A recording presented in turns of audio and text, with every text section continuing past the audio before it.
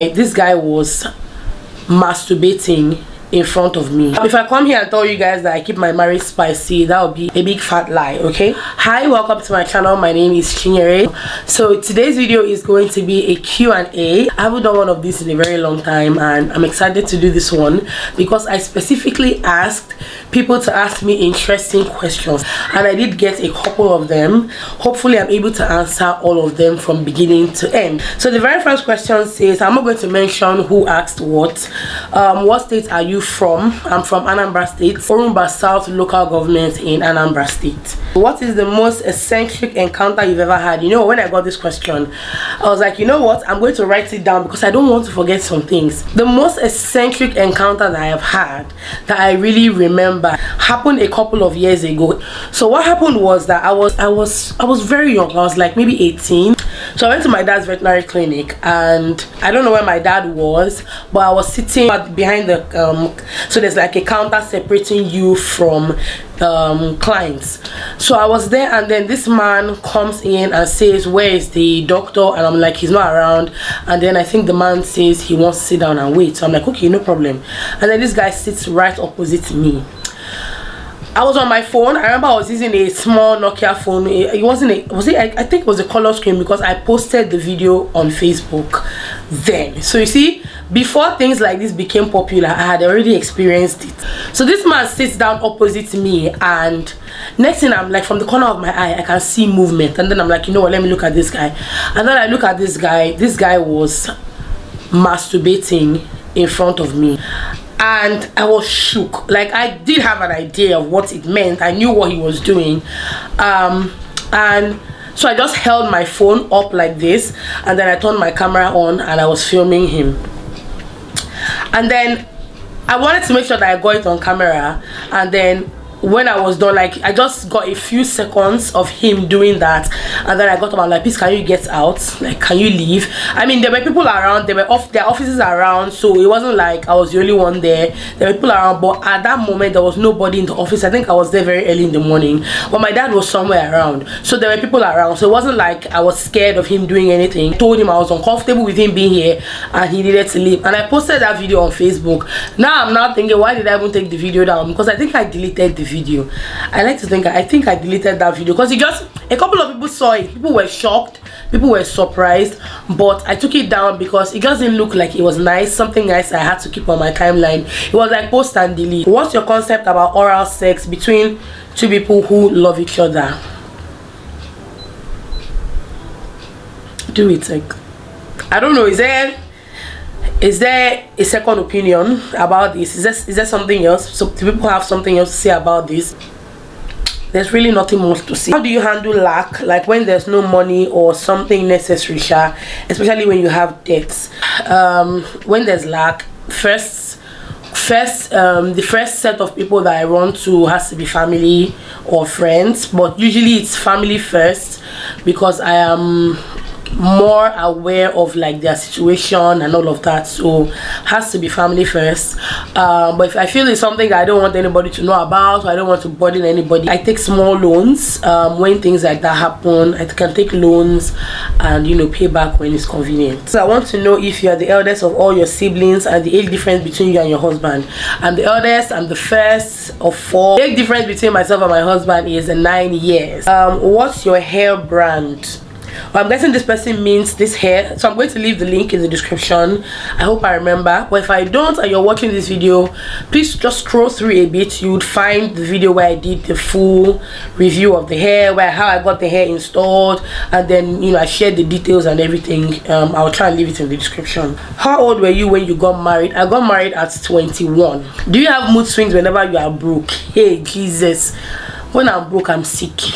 I have mood swings, I have anxiety, I have eye fever, everything that you can think of. Apart from content creation, what other things are you doing, or are you okay with it? I feel like, of course, content creation can definitely make me more than it does at the moment. It gets better, that I know. Not sufficient enough for my bills. I definitely need other sources of income, and, you know, with time you guys will see, you guys will hear you'll be aware, because people are going to be my customers, right? So yeah, but for now, content creation is all that I do. Yeah, for now. Ever considered getting a master's degree? Yes, I did, but that was when I was in uni. When I was done with uni, I really wanted to do a master. Someone asked me this question not too long ago.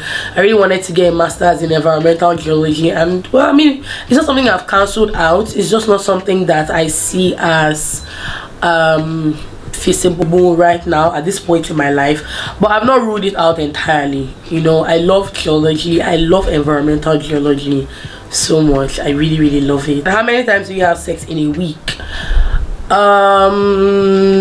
Let's say like 3 times, I think. I'd say. Do you plan on sending Ella and Vicky to boarding school too? Grace is not going to boarding school. She's going to be a day student.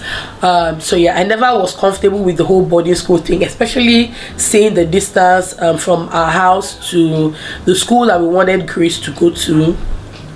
It was very far, and yeah, I just see, we just took that exam. And then we got them, we're like, you know what, it's quite far, so are we going to consider her being a boarder? But then getting there and then coming back home and then thinking on it, I was like, no. So no, she's not going to a boarding school. Ella and Vicky, I do not plan on sending them to boarding school. Do you still have butterflies in your tummy when you see your hobby, like the effect? I think that when people say things like this, I just personally feel that it is a very unrealistic expectation of how you should feel if you love someone, and that never happened to me. There was never any butterflies or any wish.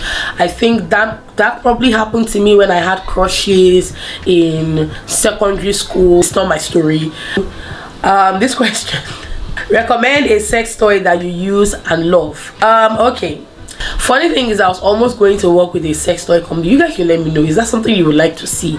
Because I really want to know, because when that brand contacted me, I was like, is this something people will want to see? I mean, something I would not mind doing, but how would you guys like videos like that? But it couldn't work out because location, and that's even a long, like, that's another topic for another day. I'll try to leave a link in the description. But then again, there are so many sex toys available, so many you can find on Amazon, you can find on AliExpress, but don't find the ones that will burn your pubic hair, because there was this story on Twitter one time when someone said she was using her sex toy and she started hearing a cackling sound, or she started smelling something like burnt hair. And she looked and she had seen that her sex toy had gotten burnt. So please read reviews, go through reviews, so you know what you're buying. I think I would say run away from the very cheap ones, because I do see a lot of like small vibrators. They are quite cheap. Those ones they just say throw in your handbag. They are quite cheap. They are very cheap. I think you can even get for as cheap as 2,500-3,000 naira on Jumia or Konga.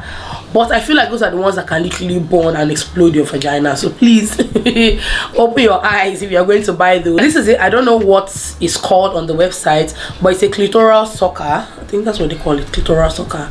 So this is what it looks like. I don't know if it will come on now.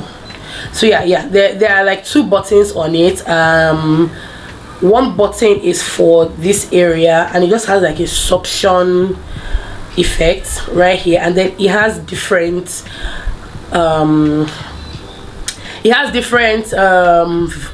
vibration patterns. Yeah, that's the word. It has different vibration patterns, so it gets more intense as it goes. So like the first one is not as intense, but then as you tap it gets more intense, and like there are different like pulses. I don't know how to explain, like the vibrations are different. And then there's a second button here as well that works for this. This is not my thing. I don't know, some people can work with this, but it's not something that I'm interested in or that I even like. So the second button here, and the vibration is intense. It is shaking my whole body as it is. So that is, second button works for this end.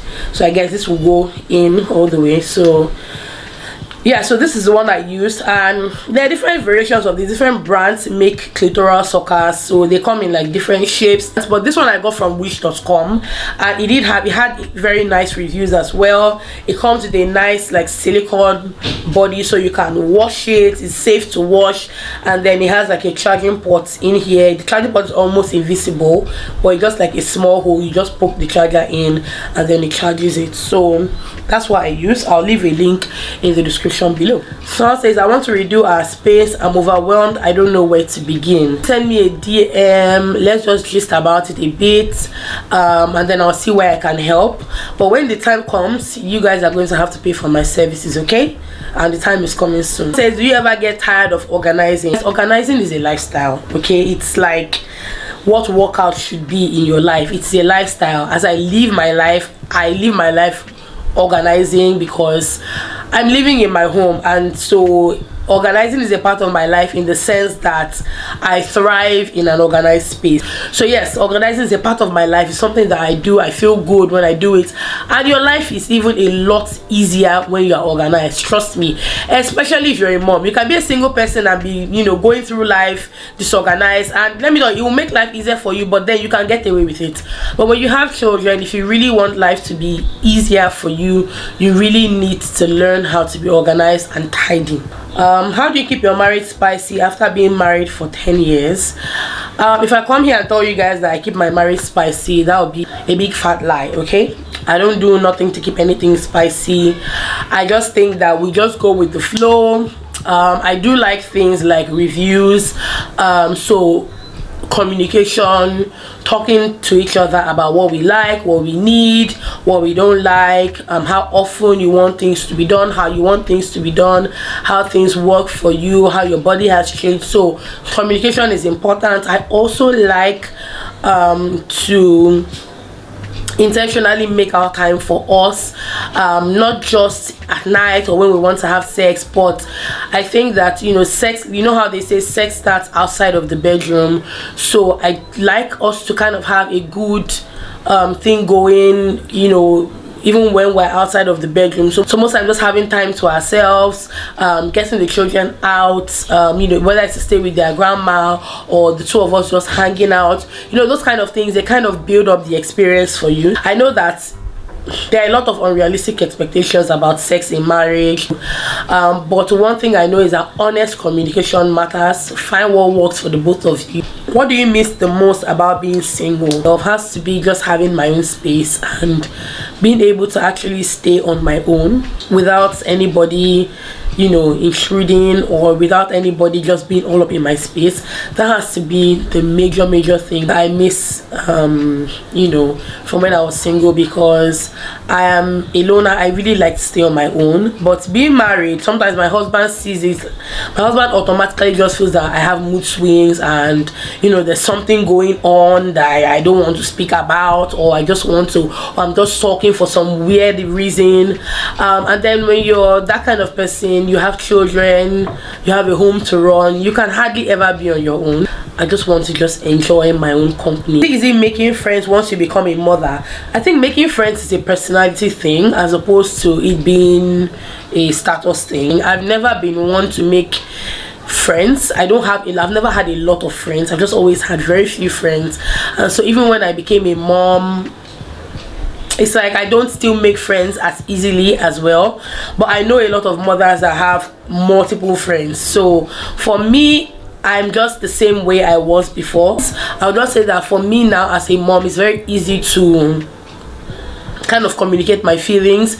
It's easy for me to meet someone today and just open up and then like kind of discuss with them. We don't have to be friends, but it's easy for me to, you know, step out of my comfort zone now, because I'm that person who would not want to talk or not want to interact with people. But now that I'm a mother, and you know, with age and everything, it's just been a lot easier. What is one trait you don't like about yourself and you want to improve upon? But if there's one thing, I think it will be snapping. But I snap a lot, like I do snap a lot. So maybe that, maybe that. What do you do to relieve stress? I watch TV. I love TV.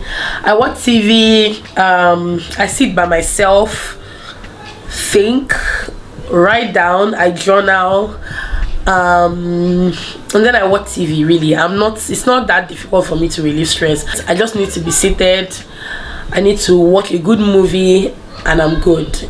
That's it, just my peace. Staying alone is good enough for me to relieve stress. I've noticed that just being on my own is good enough to relieve stress. I can be so stressed out, all I need to do is just go into my room, tell my girls nobody should knock on my door, nobody should disturb me. I just come into my room, lock my door, and that's it. I just lie on my bed, whether I press my phone, watch a movie, but just staying on my own, being by myself in my own thoughts, is good enough. If given the opportunity to travel the world solo for 6 months, would you?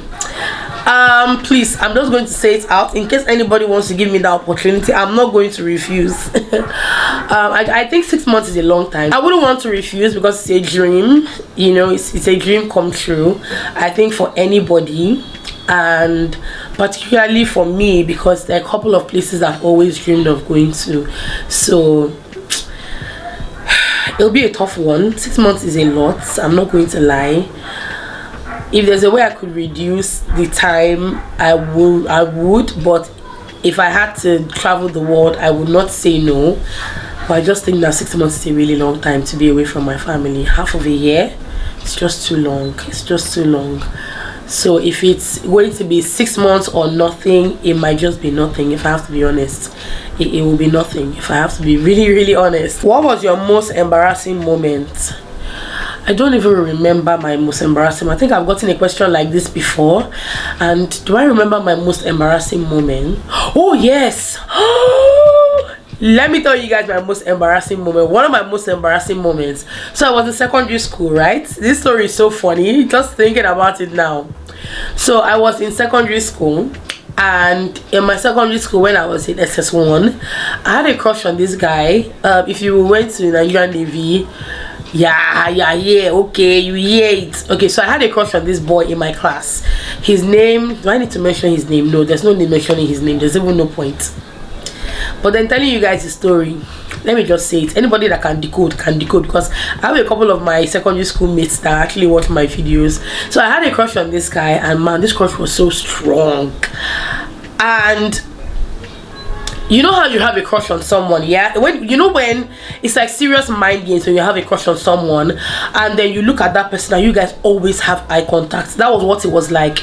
There was always eye contact. So I was confused. I was like, does this boy like me, or is there eye contact because he can feel me looking at him? So I was kind of confused. It was a mixture of, I don't know if he's liking me or if it's because I'm liking him, that's why he's staring at me. I was so bloody confused. And you imagine, you know, with the teenage hormones, everything is just going haywire. And so I would pass this guy, and then it's like my heart just leaps.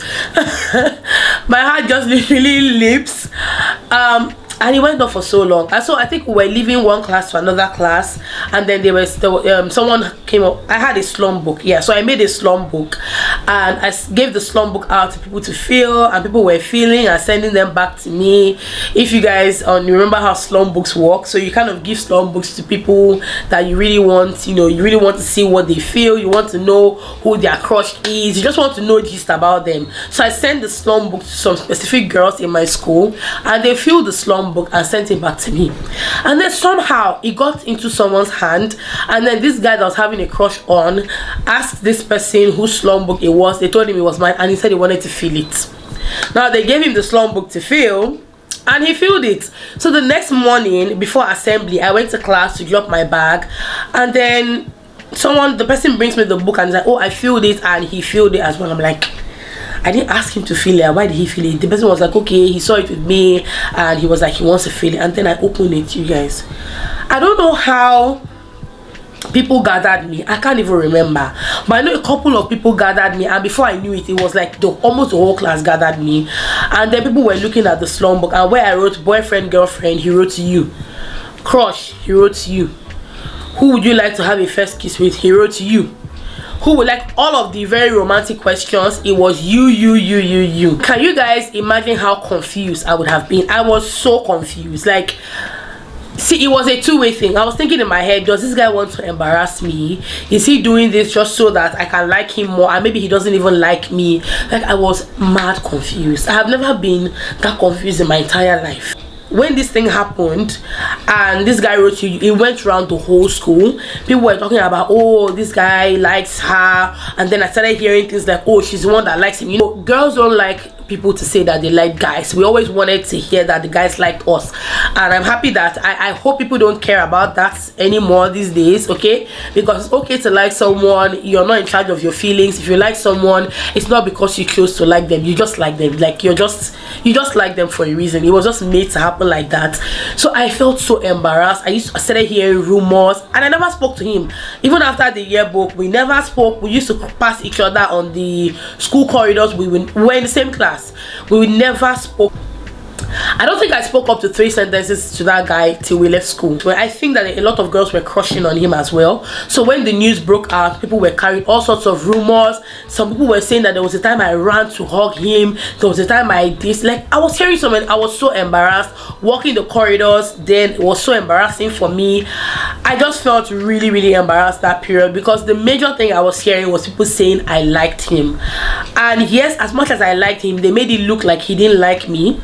They made it look like it was a one-sided thing. So I'm going to tell you guys, that period was so embarrassing for me, because the news went on for a while before it eventually died down, as it normally would. So that has to be an embarrassing moment that I remember. Relocating anytime soon. Let's see how it goes. Let's see how it goes. Someone says, how is the experience like being a girl mom? It's a beautiful experience, the way that I have girls that I can, the word is not mold, because I kind of want them to be their own person, but knowing that, you know, I have them, I'm able to grow myself, I'm able to groom myself, I'm able to kind of make sure that I'm being a good role model to them. And it's a bit, sometimes it's scary, but knowing that I have girls that will share experiences with me, that will share things with, it's a mixture of anxiety, it's a mixture of fear and joy at the same time, because you know how it is raising girls and growing up as a girl child yourself.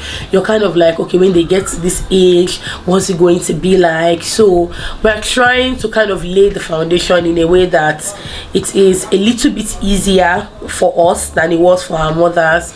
So yeah, it's a beautiful experience. I mean, it's what I've been called to do. I mean, I'm a 3-girl mom, so I don't have a choice. I'm just rolling with it and just praying that God, you know, just takes me through it. Did YouTube change your life? If yes, in what ways? I mean, yeah, YouTube did change my life in a lot of ways.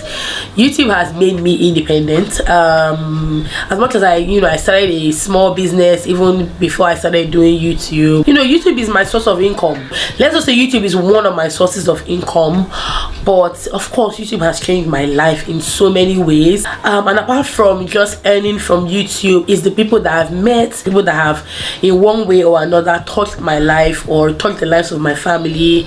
It is the jobs that I've been on, it's the brands that I've worked with, it's the amazing people that I get to connect with on a daily basis. So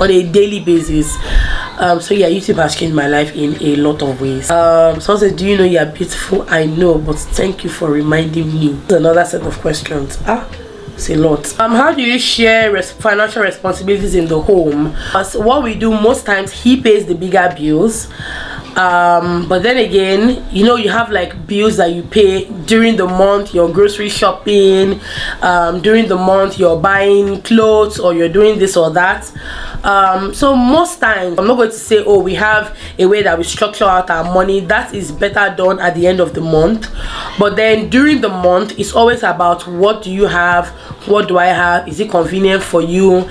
And we've come to an understanding where I know when he can do something and he knows when I can do something. And most times it's just like, can you do this now? You know, yes, no. Most times for us, it's just really about, you know, what you have, what can you bring right now, what can I bring. So most times we somehow come to an understanding on what we need at home, what is available, what do you have available.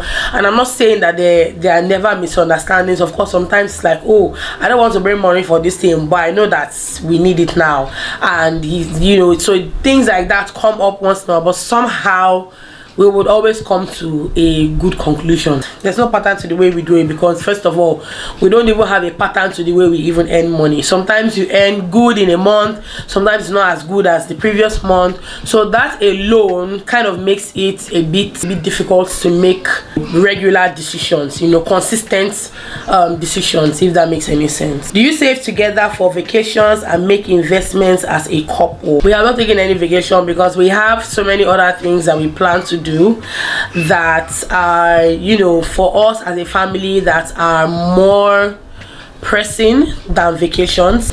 Do we make investments as a couple? Yes, as much as we can, we do. How do you settle conflict in your home? Do the kids know when their parents are upset with each other? I think I've addressed this conflict question so many times. When it comes to settling conflict, we are very flexible about it. We try not to keep things going for too long. We try not to keep conflict going for too long. So it's always like, the issue has happened now, squash it right now, so nobody goes on, you know, and nobody goes ahead to start thinking things or cooking up things, because these things happen. I can personally say it happens with me, and I know it happens with him, because you could have conflicts and then you're by yourself and then you're thinking, you're putting one or two things together, you're thinking, oh, it could be this, it could be that. You're making different assumptions about what the person has said or what they've done. But when you squash this immediately, you kind of close up that gap for assumptions and all of that. It's just really sitting down and talking, and it's a two people thing. It's not a one person thing. So one person needs to talk, the other person needs to be ready to listen at that moment, and you just, you know, squash things. There's no one way to it. It's very flexible. It can change today, it can be different tomorrow. So there's really no one way, and people are different, couples are different, so you have to find what works for you. Do the children know when their parents are upset with each other? Yes, but I think for us, most times we do not have conflict in front of the children.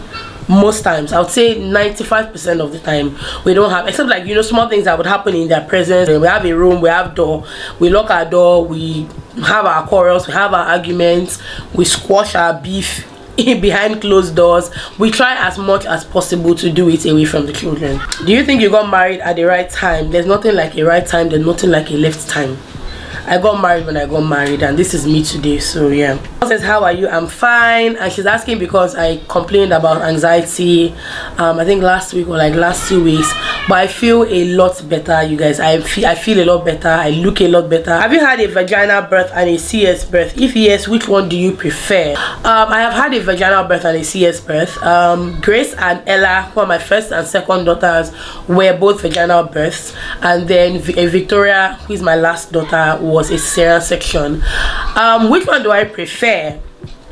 When it comes to the process, I would say that I prefer the cesarean section process, but when it comes to the healing, I prefer a vaginal birth healing, because when I was going through labor for Grace, I think it was Grace, the labor was so intense that I was telling them to cut me open. I was done at that point. I was on the floor tying like the hospital bed sheets or my wrapper, I'm not even sure.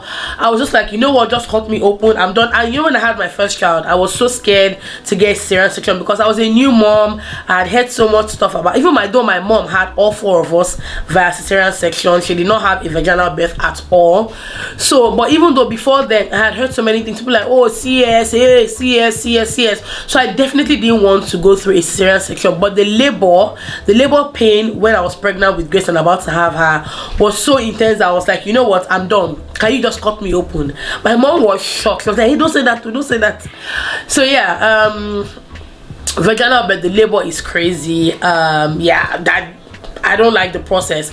I love the fact that with a cesarean section, especially with an elective cesarean section, you can just walk into the hospital on set date, get prepared for surgery, your baby comes out, but you see that healing process of once they stitch you up and then you start to feel numb in your leg. That whole process, the whole period of you trying to get feeling back in your leg, down to you healing, cleaning your incisions sites, sometimes maybe even getting pus from that side, because I did experience that.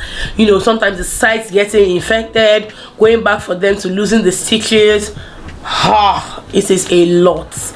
Not being able to bend down, not being able to carry heavy stuff. If you had a toddler before, you'll be able to carry it. Like, it's just a lot. So yeah, there's I would say the two of them for different reasons, but most importantly, once mother is fine, baby is fine, you know, that happens, and then you forget about it, and then you just move on with life. What will you tell your 23-year-old self about sex?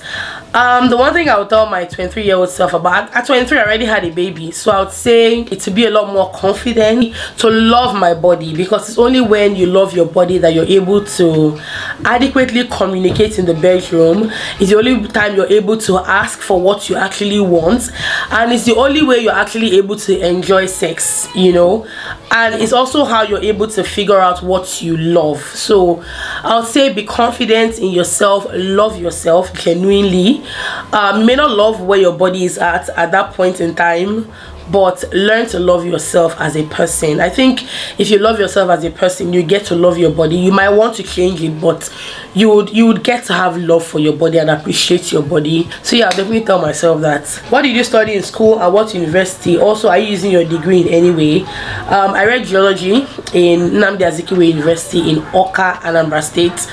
No, I'm not using the degree physically, but I get sense, because I mean, in school, I went to school, I learned, you know. So the knowledge is definitely not wasted. I think somehow we apply the knowledge from the things that we learned in school to our regular everyday life. It may not seem like so, but we do in one way or another. So let's take one more question. So this one says, did you do a second session for your brow, or when it's healed it looks just like this? So I got my brows micro shaded, I think ombre brows or hybrid brows, I'm not even sure what they are called, and I don't think I need a touch up for now. So I'm just going to leave my touch up till maybe after a year or like a year and a half, and then see what it looks like. So those are the questions I'll be taking for now. But thank you guys so much for watching. If you watched up until the end, thank you so much for watching. I hope you guys enjoyed this video. Please leave me comments. If you left me these questions, make sure that I'm seeing your comments in the comment section, okay? I'm also going to leave links in the description of the sex toy and I think my hair. Those are the two links I'm supposed to leave in the description. I will see you in my next video. Bye.